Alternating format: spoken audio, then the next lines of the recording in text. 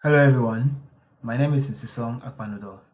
As I read the article, Resilience, Spiritual Armor for Today's Youth by Elder Lynn Robbins, I reflected on two deep learning questions, which I will answer in this video.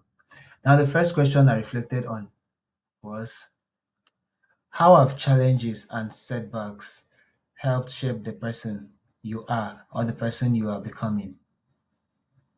Now, as I reflected on the Robbins talk, I realized that many of the experiences that have helped me grow the most were not the easy ones.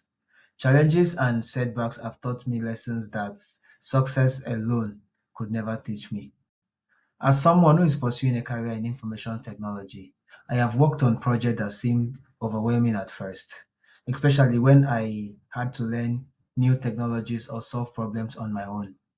There were also times I felt frustrated because things did not work the way I expected them to. But those moments forced me to be patient, keep learning, and most importantly, not give up. I have also been involved in projects and professional opportunities that required me to step outside of my comfort zone, whether it was things like conducting informal interviews with company CEOs, working on network projects and database projects, or preparing myself for new career opportunities.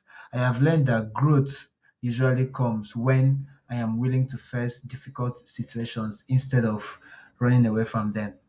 Now, looking back at those experiences, they've really helped me become who I am. They've helped me become more confident, more responsible, and most importantly, more resilient. Now, one thing that stood out for me from the talk is that opposition is part of God's plan. What I mean is that opposition is part of God's plan for our growth. If every obstacles, if every obstacles were to be removed from our path, we would never develop faith. We would never develop patience and the resilience needed to reach our potential, to reach our goal.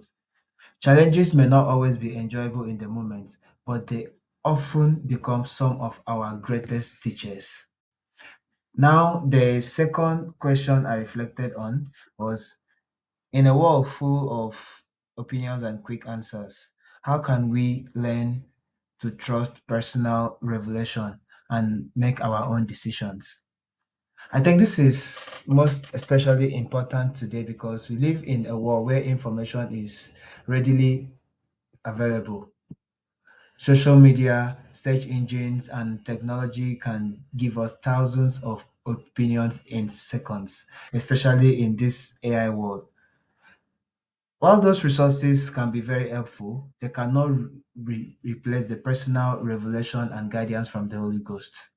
Elder Robbins taught that we should learn to study things out for ourselves and then seek guidance from the Lord. I believe that means taking responsibilities for our decision instead of expecting someone else to always tell us what to do. We need to do our own research. We need to think carefully. We need to pray sincerely and then move forward with faith. This is the same way as using AI as a tool. We're not supposed to let AI control us, but rather we use it as a tool. Now, I have found that some of the most important decisions in my life required more than just gathering information. They required prayer, they required patience, and they required trust in God's guidance. Sometimes answers do not come immediately, but I've learned that revelation often comes as we act and continue moving forward. One of my biggest takeaways from this talk is that resilience and spiritual self-reliance they work together. Challenges help us grow stronger, and personal revelation helps us know how to navigate those challenges. As I continue my education, prepare for my career in IT, and work on projects like internship, like my database internship project, I hope to develop both qualities so that I can face future opportunities and difficulties with faith, confidence, and trust in the Lord. Thank you.